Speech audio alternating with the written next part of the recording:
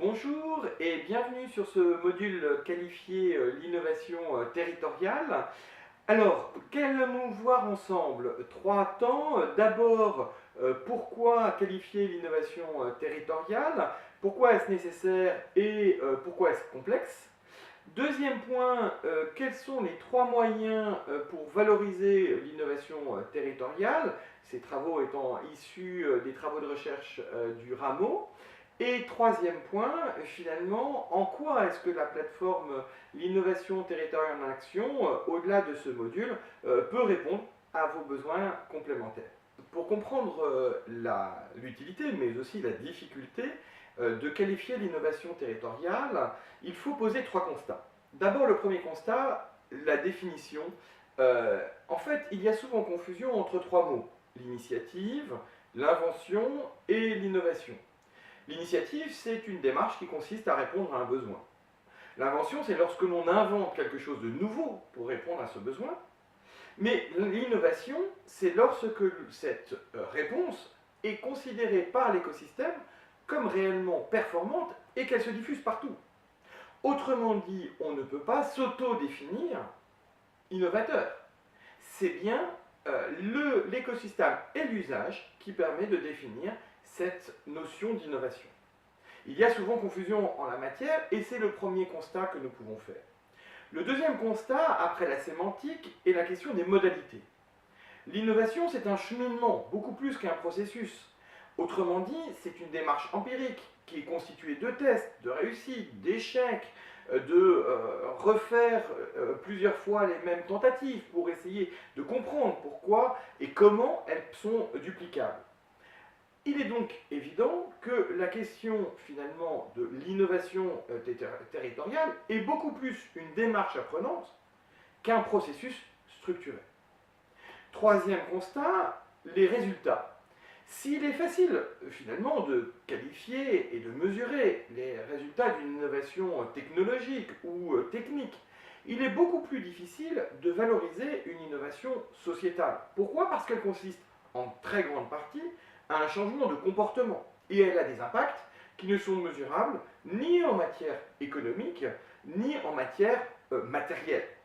Et donc finalement, pour pouvoir la qualifier, pour pouvoir réellement la mesurer, il convient d'avoir une évaluation qui est adaptée à cette dynamique. Ces trois constats étant posés, il convient après de définir comment faire concrètement pour qualifier l'innovation territoriale. Les 12 ans de recherche empirique du Rameau ont permis en fait de modéliser trois moyens simples pour 1. Savoir décrire ce que nous avons appelé la triple innovation. 2. Pour comprendre les étapes du cheminement finalement qui permet de pouvoir progressivement passer de sa découverte à son déploiement. Et 3. Pour analyser finalement les trois dimensions nécessaires à une innovation. Premier point, finalement, de quoi parle-t-on? Nous avons qualifié ce que nous avons appelé la triple innovation. C'est-à-dire que pour bien définir l'innovation territoriale, il faut savoir, 1. Quelle est la solution? À quoi est-ce qu'elle répond? Quels sont les produits et services qui vont permettre de répondre à un besoin qui lui-même a été bien défini? Mais ça ne suffit pas. Il faut aussi déterminer quelle est la chaîne de valeur. Autrement dit, qui est impliqué dans la conception, la production et la diffusion de la solution pour qu'elle puisse être largement accessible à tous et notamment aux plus fragiles, que ce soit les personnes ou les territoires les plus fragiles. Donc, quelque part, il est important de bien comprendre comment l'innovation, elle s'intègre dans son écosystème, parce que finalement, pour être reproductible, il faut comprendre quel est le terroir, le territoire, finalement, comment est-ce qu'il a impacté cette innovation. Le troisième levier de la triple innovation, c'est son modèle socio-économique. Sur quelles compétences il repose, sur quel levier financier il repose et sur quelle alliance il repose. En effet, il faut bien considérer qu'un modèle économique, c'est finalement l'énergie nécessaire pour mobiliser tous les moyens qui permettent de réaliser l'innovation. Il ne s'agit pas en effet simplement d'avoir une belle solution, encore faut-il savoir comment on peut capter les moyens nécessaires pour pouvoir non seulement la produire une première fois, mais la faire durer. Sinon, bien évidemment, on a quelque chose d'extrêmement intéressant, mais qui n'est pas durable dans le temps. Donc c'est bien cette triple innovation, c'est-à-dire quelle solution, sur quel équilibre et quel écosystème elle repose et mobilise quels acteurs pour pouvoir la produire, et quel modèle socio-économique permet de pouvoir finalement durablement la réaliser, c'est bien ces trois éléments qui constituent la définition, la présentation finalement de ce qu'est l'innovation territoriale. Une fois qu'on a cela, encore faut-il comprendre quel est le cheminement par lequel est passée cette innovation. Dans les travaux de recherche que nous avons réalisés, nous sommes arrivés à la conclusion, après plus de 250 études de cas, qu'il y avait 5 étapes. D'abord, la première étape, bien évidemment, celle de la conception, celle où on identifie le besoin, où on capte le signal faible qui permet de dire que faut-il faire.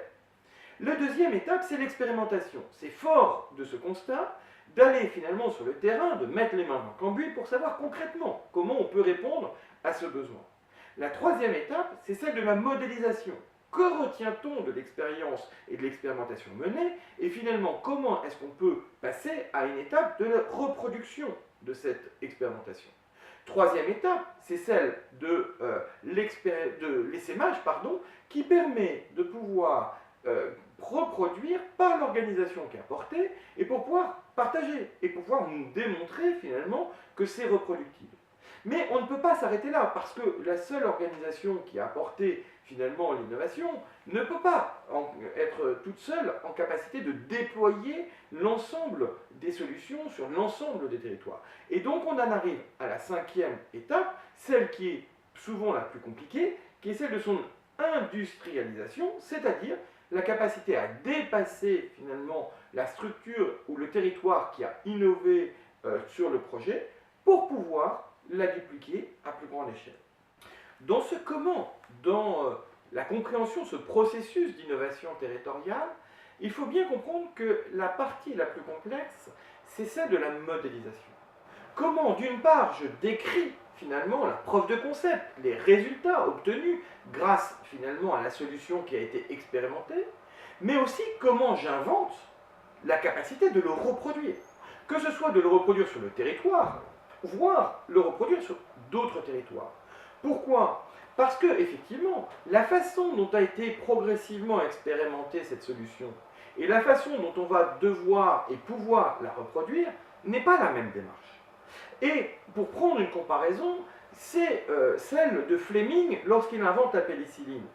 Quand il est sur la paillasse et qu'il expérimente finalement progressivement un principe actif qui va être efficace contre la maladie, eh bien, c'est une première démarche. Mais lorsqu'il a trouvé dans son tube à essai la démarche, le principe actif qui fonctionne, eh bien évidemment, pour produire le traitement en masse, ça n'est pas du tout la même méthode.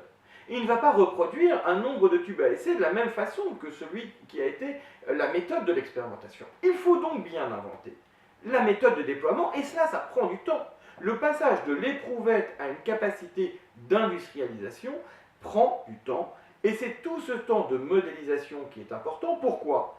Parce que s'il faut partir de la réalité de terrain, si ce qui est très important, c'est concrètement comment est-ce que la solution a été efficace et elle ne peut être démontrée que par le terrain, il faut de la même façon pouvoir démontrer qu'elle est reproductible. Pour que le territoire puisse la pérenniser et aussi pour que d'autres territoires puissent éventuellement la dupliquer, puisque généralement, lorsqu'on est passé d'une initiative à une invention, cette invention n'est pas seulement utile sur le territoire sur lequel elle est née, mais beaucoup plus largement. Et donc c'est bien cette phase de modélisation qui est extrêmement importante et qui ne consiste pas seulement à produire une belle boîte à outils pour dire comment on a fait. Il s'agit réellement de pouvoir se poser la question, comment est-ce qu'on va trouver les dispositifs qui vont permettre à la fois en termes de solutions, à la fois en termes de chaîne de valeur, c'est-à-dire qu'immobiliser pour pouvoir la reconcevoir, la produire et la diffuser sur les différents territoires, et aussi bien évidemment quel est le modèle socio-économique sur lequel elle va pouvoir durablement fonctionner. Voilà le deuxième point, c'est-à-dire le processus d'innovation territoriale, et ce processus, bien évidemment, pose la question ensuite de comment est-ce qu'on partage, comment est-ce qu'on explique. Puisque l'un des points essentiels de l'innovation, c'est que, quelque part, elle est nouvelle. Et donc, si elle est très claire, pour ceux qui ont suivi tout le cheminement, elle est beaucoup plus difficile, finalement, à identifier, à comprendre, pour ceux qui n'ont pas vécu cette expérience. Et donc, dans la troisième étape, une fois qu'on a décrit sa triple innovation, une fois qu'on a compris le processus d'innovation territoriale dans lequel on s'inscrit et finalement à quelle étape on est de l'avancée de son projet, la troisième étape est de bien comprendre les trois dimensions de l'innovation territoriale pour pouvoir la partager. D'abord, et peut-être la priorité, c'est celle de la dimension finalement politique, c'est-à-dire quelle est la vision qui est portée par cela. Comment je peux faire adhérer à la pertinence de cette solution? Quel est son sens? Comment est-ce que j'explique à la fois en quoi est-ce qu'elle répond réellement à un besoin du territoire? Et aussi, comment est-ce qu'elle peut durablement s'inscrire dans quelque chose qui est positif pour le territoire?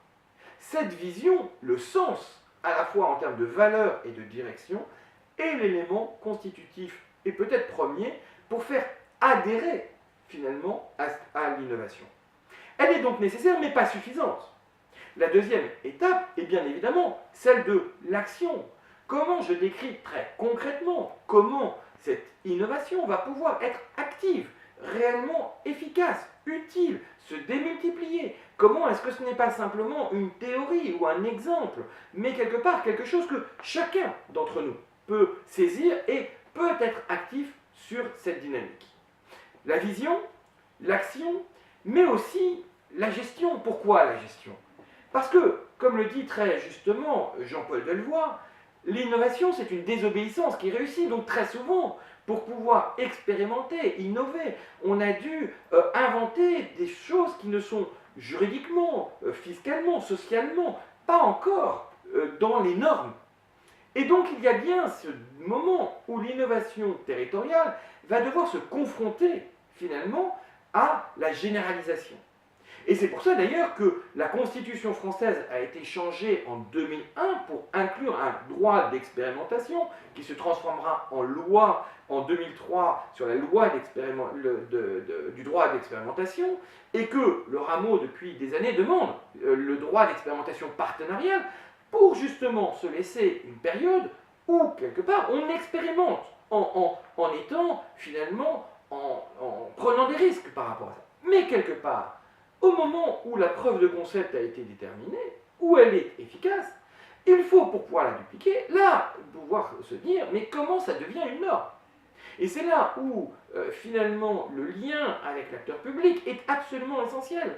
Comment est-ce que, si l'expérimentation a fait ses preuves, si elle a démontré qu'elle était utile, si elle a démontré, notamment s'il s'agit d'une innovation sociétale, qu'elle pouvait répondre aux besoins des plus fragiles, que ce soit les territoires ou les personnes, encore faut-il que le cadre réglementaire dans lequel elle s'intègre soit pérenne et durable. Et donc, oui, une innovation territoriale doit déterminer sa vision, à quoi elle répond, à quel besoin elle répond, comment elle est pertinente. Oui, bien évidemment, quelle est l'action qui est déterminée derrière cette innovation et comment est-ce qu'elle est reproductible, mais aussi quels sont les freins techniques, juridiques, fiscaux, sociaux, d'accès au droit commun qu'elle pose et qui nécessitent finalement une décision collective pour passer à l'étape ultime. Et ça, cette logique-là est très intéressante parce que nous sommes dans cette description que nous venons de faire de la qualification de l'innovation territoriale en plein cœur finalement de solutions qui ont été déterminées en 2015 dans le cadre des objectifs du développement durable. Les ODD, comme l'ONU les a positionnés, offrent un cadre cohérent finalement de l'ensemble des enjeux, des défis sociétaux auxquels nous sommes confrontés, et demandent à l'ensemble des acteurs, publics, privés, d'y contribuer. Or, pour les inventer, il faut que cela démarre sur les territoires. On ne peut pas inventer des solutions à grande échelle en dehors finalement d'une expérimentation territoriale. C'est bien en cela que finalement l'innovation territoriale joue le rôle pour l'innovation sociétale que joue la paillasse d'un chercheur pour la recherche scientifique. Et donc cette innovation territoriale, elle est absolument essentielle. Mais nous nous rappelons, et nous aimons à rappeler au RAMO, Laboratoire de recherche sur la co-construction du bien commun, que les EDD, en 2015, ont aussi posé une condition sine qua non à ce que nous réussissions collectivement à réussir les objectifs du développement durable. Cette condition, c'est de co-construire les solutions. Pourquoi? D'une part, parce que, bien évidemment, et nous l'avons vu au travers de cette vidéo sur la qualification de l'innovation territoriale, cela nécessite de mobiliser des compétences extrêmement différentes. Certaines de ces compétences vont se trouver au sein des associations d'intérêt général, des fondations, d'autres au sein des entreprises, d'autres encore au sein des collectivités territoriales, d'autres encore au sein des acteurs académiques sur les territoires. Bref, nous avons besoin de mobiliser l'ensemble des organisations d'un territoire, et bien évidemment l'ensemble des citoyens d'un territoire. Mais quelque part, si les organisations ne mobilisent pas leurs compétences complémentaires, il n'est pas possible de passer de l'intuition de quelques-uns à une innovation territoriale qui deviendra une innovation sociétale. Mais la deuxième solution, et le deuxième point que soulignent aussi les objectifs du développement durable, en mettant comme 17e objectif les alliances, les partenariats, c'est qu'il n'est pas si facile de faire alliance. Et donc, bien évidemment, vous qui êtes sur les territoires en train d'expérimenter finalement ces nouvelles démarches, ne soyez pas étonnés de la difficulté à la fois pour mobiliser les acteurs, à la fois pour faire reconnaître cette innovation, mais aussi pour la pérenniser. Nous avons collectivement à inventer les solutions pour le faire.